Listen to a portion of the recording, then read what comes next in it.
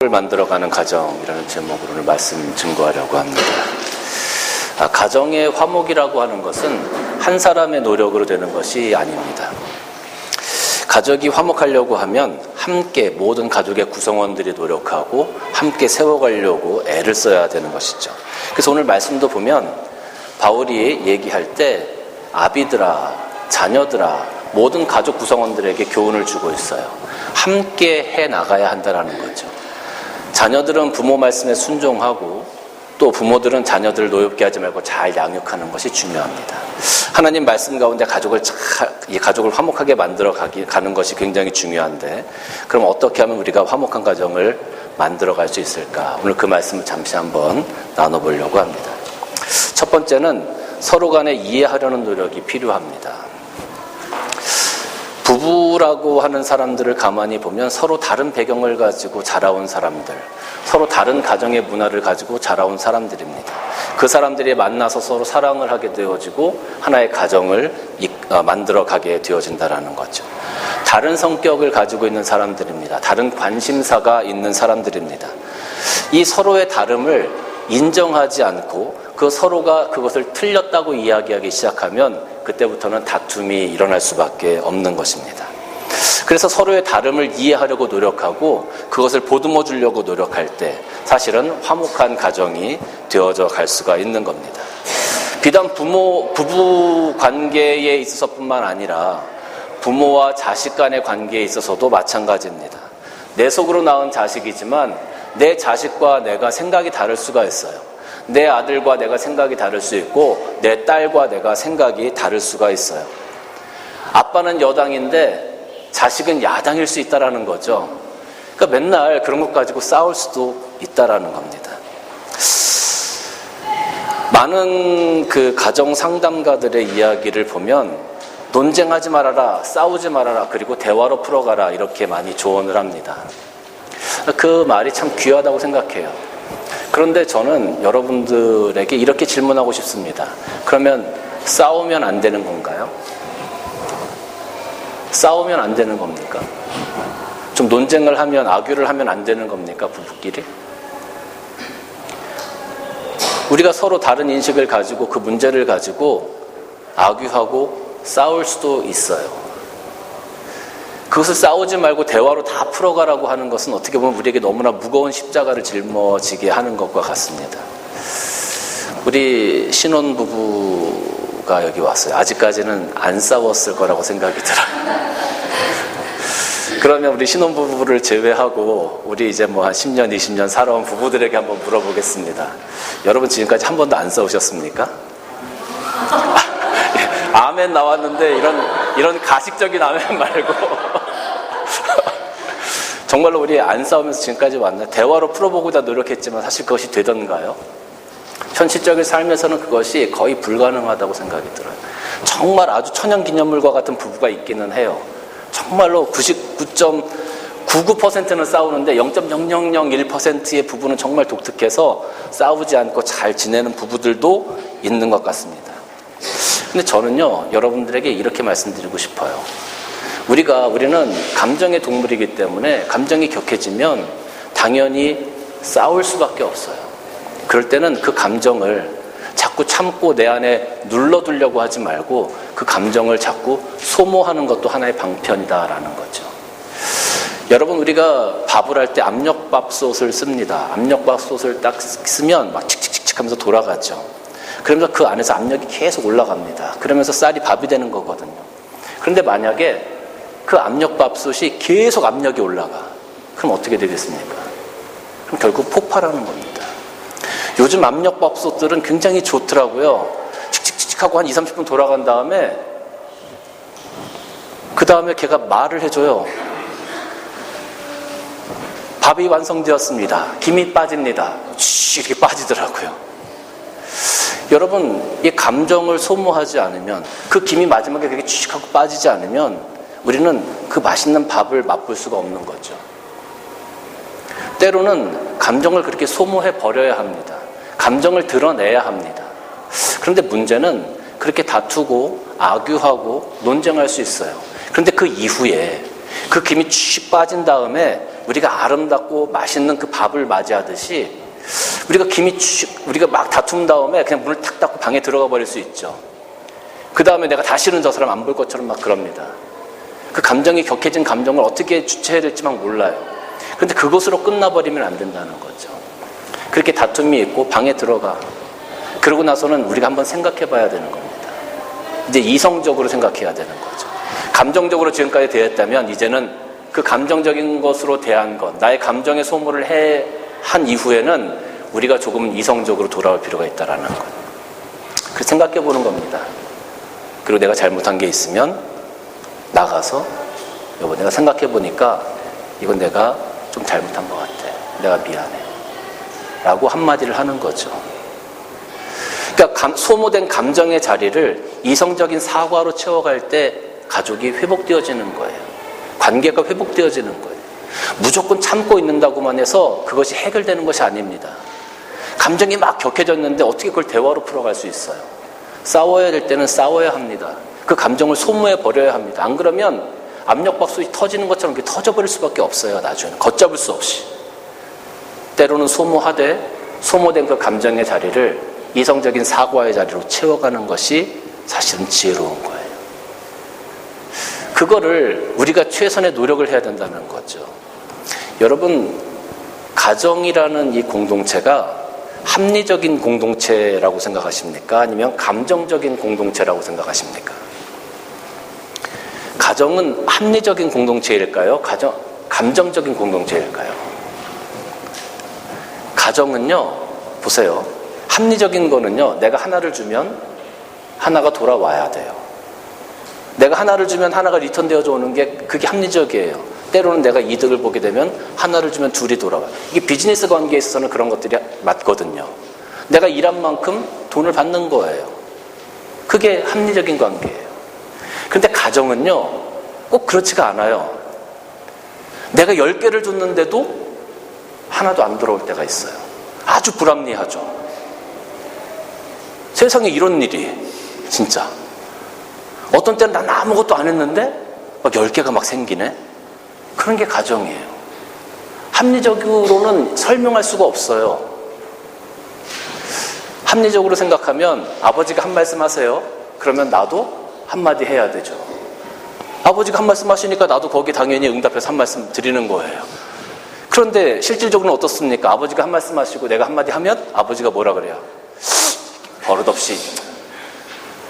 그럼 우리는 그냥 끝나는 거예요. 이게 너무 불합리하잖아요. 불합리한데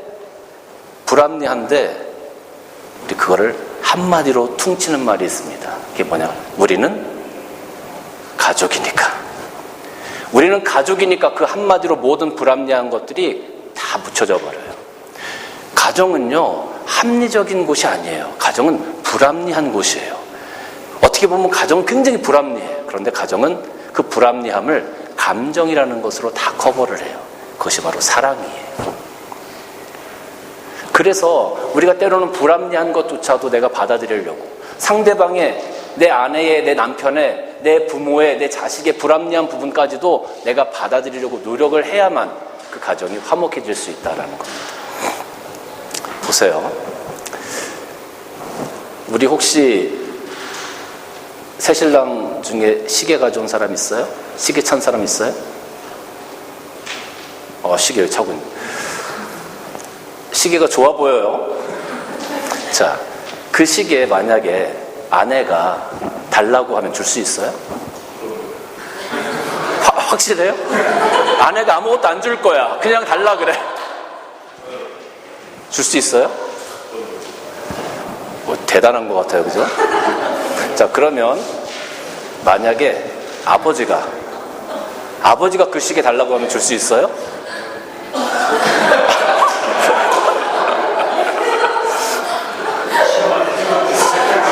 대답이 나오는데 조금 시간이 걸리죠. 만약에 아버지가 달라고 하면 줄 수 있어요? 사드린다고? 아니, 아버지가 그 시계를 달라 그러죠. 그럼 줄 수 있어요?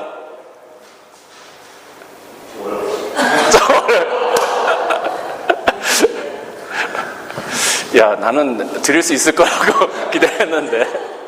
사드릴 수 있다 그랬어요. 사드릴 수 있다고. 자, 그러면 제가 만약에 그 시계 달라 그러면 줄 수 있어요?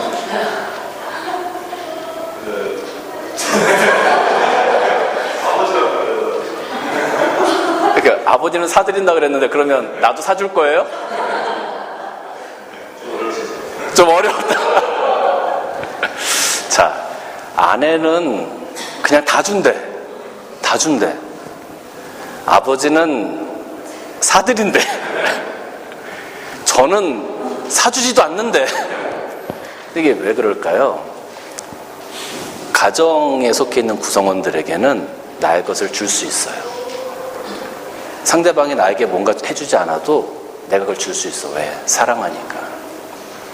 그게 사랑이라는 감정으로 뭉쳐진, 맺어진 공동체이기 때문에 그래요. 합리적이지 않아요.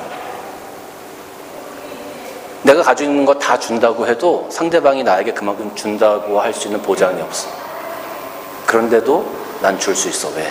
사랑하니까. 여러분, 이게 사실은 노력인 거죠. 그런 상대방을 이해하려고 노력하고. 내가 10개를 줬으니까 10개를 줘. 이게 아니라, 그게 아니라 내가 10개를 줘도 아무것도 안 줘도 돼. 근데 난 그런 너의 입장을 다 이해해. 왜? 사랑하니까. 이게 이런 노력함이 사실은 있어야 된다라는 거죠. 봅시다. 골로새서 3장 말씀 보면 이런 말씀이 있어요. 그러므로 너희는 하나님이 택하사 거룩하고 사랑받는 자처럼 긍휼과 자비와 겸손과 온유와 오래 참음을 못 입고 누가 누구에게 불만이 있거든 서로 용납하여 피차 용서하되 주께서 너희를 용서하신 것 같이 너희도 그리하고 이 모든 것 위에 사랑을 더하라. 이는 온전하게 매는 띠니라. 이게 교회의 모습뿐만 아니라 가정의 모습도 이런 모습이 되어야 된다라는 거죠. 불합리함이 있을 수 있어요. 그런데 그 모든 것들을 용납하고 사랑함으로 그 모든 것들을 포용하는 것. 그런 노력이 있어야만 화목한 가정이 될 수 있다라는 겁니다. 둘째는 성숙한 인격이 되어야 됩니다. 성숙이라는 것은 가식 없는 진실한 모습이거든요. 때로는 성숙하지 못한 모습을 우리 주변에서 많이 봅니다. 성숙하지 못한 모습은요, 그 마음 가운데 항상 질투가 일어납니다.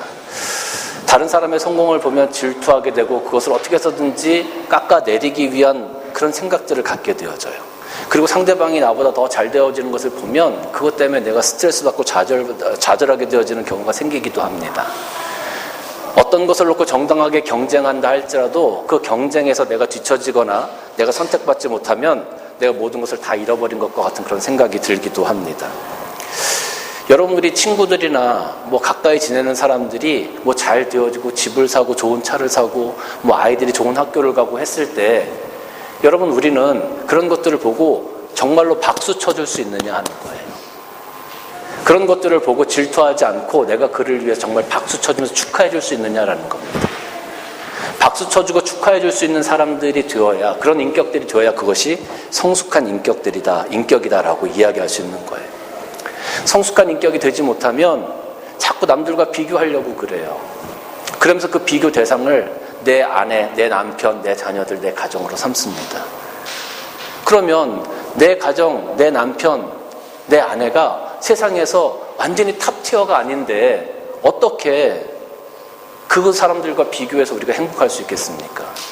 그럴 수 없다라는 거죠. 성숙하지 못한 인격을 가진 사람들은 항상 그 부분에 대해서 실망하고 좌절합니다. 그리고 경쟁하고 비난하려고 합니다. 근데 성숙한 인격을 가진 사람들은 그 상대방을 향하여 있는 그대로 인정해주고 박수 쳐줄 수 있는 사람들이다라는 거예요. 친구들끼리 비슷한 나이대에 결혼을 해요. 그러면 비슷한 나이대에도 자식들도 낳죠. 그러다 보면 이 자식들이 조금 더 잘나고 조금 더 못나고 이런 것들 때문에 은근한 경쟁들이 생기거든요. 이게 형제들이나 자매들도 마찬가지예요. 비슷한 형제들, 비슷한 또래들끼리는 항상 그런 마음들이 생긴단 말이에요. 그러다 보면 그것 때문에 마음 상하는 경우도 생기죠. 시부모한테 더 잘하려고 이쁨 받기 위해서 노력하기도 합니다. 그런데 그것들을 경쟁함으로 시기하는 것은 성숙하지 못한 인격이다라는. 성숙한 인격은 있는 그대로 있는 나 그대로를 보여주는 거예요. 있는 나 그대로를 드러내는 거예요. 제가 이 성숙한 인격에 대한 이야기를 할 때마다 드는 예화가 하나 있는데, 저희 아이가 초등학교 2학년 때인가 1학년 때인가 그렇습니다. 근데 학교에서 그 시티즌십 리워드 어워드라고 그 연말에 이렇게 시상하는 상이 있어요. 근데 사실 그 상이 굉장히 큰 상 중에 하나잖아요. 그런데 제 아이하고 친하게 지내는 친구하고 둘이 이렇게 그 후보에서 이렇게 경쟁하게 되었는데, 나중에는 이 친구 아이가 그 상을 타게 됐어요. 저는 아빠로서 내 딸이 탔으면 좋겠다 하는 생각 당연히 했을 것 아닙니까? 마음 한구석에 조금 섭섭한 마음도 들더란 말이죠. 근데 저희 아이가 학교 갔다 와서 그 이야기를 하면서 저한테 이렇게 얘기하는 거예요. 아빠, 내 친구 모니카가 이번에 시티즌십 리워드 받았어. 정말 잘 됐지. 정말 잘 됐지. 그러면서 그걸 너무 해맑게 정말 축하하는 마음으로 얘기를 해주는 거예요. 제가 그때 그 모습을 보면서 참 부끄러웠습니다. 초등학교 1학년, 2학년짜리가 나보다 더 성숙한 인격을 가지고 있구나. 제 스스로가 참 부끄러웠습니다. 성숙하지 못한 인격을 가지고 있는 사람들은 다른 사람들에게 보여주기 위한 자신의 스토리를 만들어가요. 그런데 성숙한 인격을 가지고 있는 사람들은 나 자신을 위한 스토리를 만들어가요. 삶의 스토리를. 여러분, 우리가 SNS나 뭐 이런 것들을 한번 보십시오. 많은 사람들이 그 SNS, 뭐 페이스북이나 이런 데 올리는 사진을 한번 보세요. 거기 나 힘들고 어렵다라는 사진 올리는 사람 있습니까? 한 사람도 없어요. 다 멋진 옷 입고 멋진 자동차, 뭐 어디 가서 좋은 음식 먹을 때 사진 찍어서 올리죠. 나 이런 사람이냐고 자랑하고 싶어 해요. 대부분의 사람들이. 그런데 그럼 이면을 잠깐 이렇게 들여다보면 그런 이면에 그분들의 인격들이 온전히 성숙한 모습으로 살아가지 못하는 하나의 반증이기도 하다라는 거죠. 다른 사람이 어떤 집에 살든지 어떤 차를 사든지 어떤 삶을 살든지 그것이 중요한 게 아니에요. 오늘 내가 하나님 앞에서 어떠한 모습으로, 내 가정을 위해서 어떠한 모습으로 살아가느냐가 사실은 중요한 거예요. 내가 어떤 남편으로, 내가 어떤 아내로, 내가 어떤 부모로, 내가 어떤 자녀로 오늘 살아가느냐, 그것이 더 중요한 거예요. 나를 위한 스토리를 쓰는 사람들이, 나를 위한 인생의 스토리, 나를 위한 믿음의 스토리를 쓰는 사람들이 성숙한 인격을 가진 사람들이다. 자꾸 비교하지 마세요. 경쟁하지 마세요. 그건 그 사람들이에요. 오늘 나의 삶에 충실하고 내 신앙에 충실하고 내 가정에 충실하려고 하는 성숙한 인격을 가질 때 우리의 가정은 화목해질 수 있다는 겁니다. 창세기 26장 말씀 보면 이삭이 그 땅에서 농사하여 그의 100배나 얻었고 여호와께서 복을 주셨다. 이삭이 하나님께서 주시는 많은 복을 받아 누렸어요. 그래서 이삭이 창대하게 되어서 마침내 거부가 되었다. 아주 큰 부자가 되었다라는 거죠. 그랬더니 그 땅에 살고 있는 블레셋 사람들이 그를 시기했다. 그리고 아브라함 때에 그 아버지의 종들이 판 모든 우물을 막고 흙으로 메어버렸다라고 기록하고 있어요. 여러분, 이삭이 하나님께 축복받아서 잘 되어지니까 주변에 있던 블레셋 민족들이 이삭을 시기질투했어요. 그리고 이삭이 가지고 있던 모든 우물들, 그 당시에는 우물들이 굉장히 중요하거든요. 오늘날로 얘기하자면 예금 통장 같은 거예요, 우물이라고 하는 것은. 근데 그걸 다 뺏어갔다는 거죠. 그걸 다 못쓰게 막아버렸다는 거죠. 시기질투하여서. 내 마음 가운데 타인과 경쟁함으로 시기와 질투가 생겨지게 되어지면 이런 엄청난 죄가 생겨지게 되어집니다. 성숙하지 못한 인격을 가지고 있으면 이런 부분에 우리가 쉽게 유혹받고 빠질 수밖에 없다라는 거죠. 그래서 우리는 항상 성숙한 인격을 가지고 우리 가정을 잘 지켜나가야 할 것입니다. 마지막으로 세 번째는 서로의 자존감을 잘 세워줘야 합니다. 우리가 자존심이 있고 자존감이 있죠. 자존심과 자존감, 무엇이 다릅니까? 자존심은 우리가 영어로 proud라고 하지만 이게 다른 사람과 비교해서 존중받는 것을 자존심이라고 그래요. 무슨 말이냐 하면, 만약에 나는 10년 된 차를 몰고 있는데 내 친구가 뭐 아주 BMW 고급 럭셔리카를 끌고 왔어. 그러면 딱 그거를 보면서 비교가 되잖아요. 비교가 되면서 내가 자존심이 상했다 이렇게 얘기하잖아요. 다른 사람과 비교해서 자존심이 상했다. 근데 다른 친구가 10년 된 올드카를 타고 내가 아주 럭셔리카를 끌고 갔어. 그러면 내 자존심이 지켜졌다, 올라갔다, 뭐 이런 얘기를 한단 말이에요. 이 자존심이라고 하는 거는 다른 사람과 비교했을 때 나의 어떤 존중받는 것을 자존심이라고 그래요. 그럼 자존감은 뭐예요? 자존감은 영어로 self-esteem이라고 그래요. 이 self-esteem, esteem은 존중하다라는 얘기인데 이거는 다른 사람과 비교하는 것이 아니라 내 스스로 나를 존중하는 것. 그러니까 내가 다른 사람이 럭셔리카를 타고 와도 내가 오늘 아주 10년 된 20년 된 낡은 차를 타도 나는 전혀 부럽지 않아. 나는 이곳에 만족하고 난 이게 좋아. 나는 오늘 이 차가 잘 굴러가는 것에 감사해. 이게 자존감이 있는 사람들. 다른 사람과 비교하는 것이 아니라 오늘 내가 어떤 삶을 살든지 무엇을 갖고 있든지 내가 만족하는 것. 그것이 바로 자존감이 높은 사람들이에요. 그런데 이 자존감을 가정에서 망치는 사람들이 있어요. 가장 쉽게 망치는 것이 바로 말이에요. 말, 언어. 부부끼리 살면서 하지 말아야 될 그런 단어들이, 그런 말들이 좀 있습니다. 부부끼리 살면서 감정이 상할 수 있거든요. 살다 보면 감정이 상할 때 우리 쉽게 하는 일만 이게 내가 괜히 결혼했어. 내가 괜히 결혼했어, 너랑. 내가 너하고 사는 게 지긋지긋해. 뭐 이런 얘기들 간혹 하시거든요. 뭐 여기 계신 분들은 안 하시겠지만 간혹 한단 말이에요. 간혹. 나 더 이상 너 사랑하지 않아. 뭐 이런 말들. 나 언제든지 준비돼 있어. 너랑 헤어질 준비돼 있어. 얘기만 해. 그냥 오늘 바로 도장 찍어줄게. 뭐 이런 말들 여러분 하면 안 돼요. 절대 금지. 절대 금지.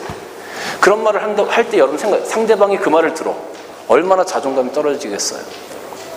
만약에 내가 사랑하는 아내가, 내 사랑하는 남편이 나에게 그런 말을 한다고 생각해 보세요. 내 마음이 얼마나 찢어지겠어요.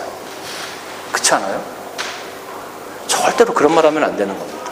상대방의 자존감을 떨어뜨리는 말 하면 안 돼요. 자녀들에게 얘기하죠. 자녀들에게 내가 널 괜히 낳았어. 너만 아니었으면 내가 진짜 네 아빠 만날 일도 없고 내가 행복하게 살 수 있었을 텐데 너 때문에 어쩔 수 없이 내가 결혼해가지고 지금 이 모양으로 살고 있잖아. 여러분 이런 말 하면 자녀가 그 말을 들을 때 이거 뭐지? 멘붕이 오는 거예요. 절대로 가정에서 그런 말 하면 안 됩니다. 나중에 만약에 그런 자녀가 성장해서 결혼할 때가 됐어. 그러면 엄마 아빠가 맨날 싸우는 모습 보고 자랐던 그 자녀가 남자를 볼 때 혹은 여자를 볼 때 배우자를 볼 때 어떤 마음을 가지고 그 배우자를 볼 수 있을까요? 긍정적인 마음을 가지고 볼 수 있을까요? 절대 그럴 수 없다라는 거죠. 그러니까 자존감을 잘 만들어주고 세워줘야 되는데 세워줄 수 있는 말들이 있잖아요. 아까 한 말과 반대로만 하시면 돼요. 여보, 당신이 있어서 오늘 내가 너무 행복해. 당신 덕분에 우리 가정이 오늘 지금까지 이렇게 아무 탈 없이 온 것 같아. 내가 당신 안 만났으면 어쩔 뻔했어? 뭐 이런 말들 있잖아요. 그 말을 한번 아니 옆에 있는 남편이 만약에 그런 말을 해준다고 생각해봐. 아내들 안 기쁘겠어요? 별로 반응이 없네요 오늘. 그런 말을 들어보신 적이 없어요. 남편들 좀 그런 얘기 좀 해줘야지. 남편이 그런 말 무섭대.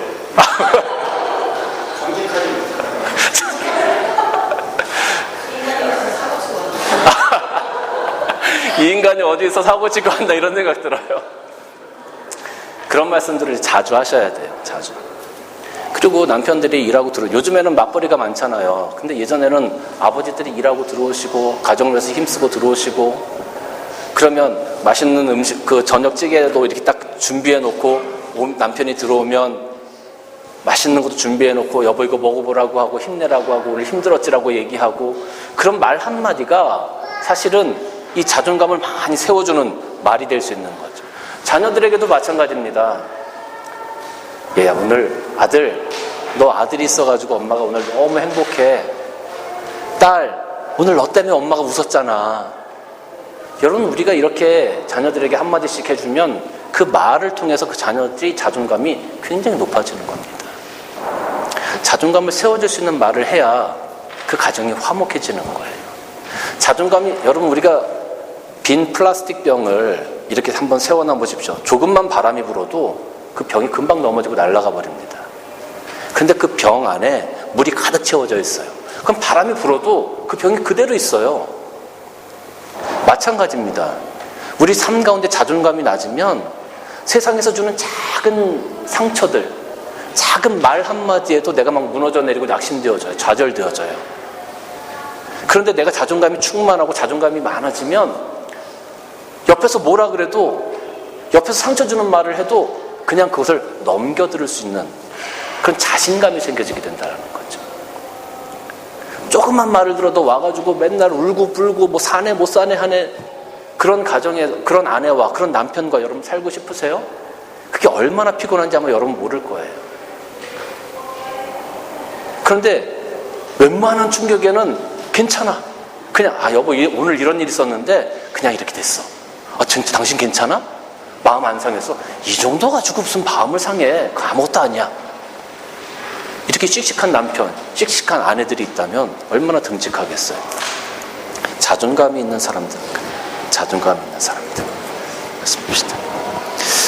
여러분 우리가 자존감을 무너뜨린다는 것, 상대방의 자존감을 무너뜨린다는 것은 하나님의 성전을 무너뜨리는 것과 똑같아요. 고린도서 3장 말씀 보면 너희는 너희가 하나님의 성전인 것과 하나님의 성령이 너희 안에 거하시는 것을 알지 못하느냐.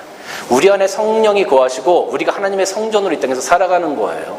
그런데 나를 무너뜨리고 내 주위에 있는 내 아내를, 내 남편을, 내 자녀들을 무너뜨리는 것은 결국 그 하나님의 성전을 무너뜨리는 것과 똑같은 거예요. 잘 세워가야죠. 잘 세워가야지. 그것이 화목한 가정을 만들어가는 가장 큰 비결이 되는 거다라는 겁니다. 사랑하는 성도 여러분, 오늘 부모님들의 말씀에 순종하고 또 자녀들을 하나님의 말씀으로 잘 양육하라. 그 부모에게 순종하고 양육하는 과정 가운데서 우리가 지켜야 될 것들을 함께 살펴보았습니다. 여러분의 가정이 화목을 매일매일 세워가고 믿음 가운데 세워져 가고 하나님의 은혜와 축복이 날마다 넘쳐나는 귀한 가정이 되시길 주님의 이름으로 간절히 축원합니다.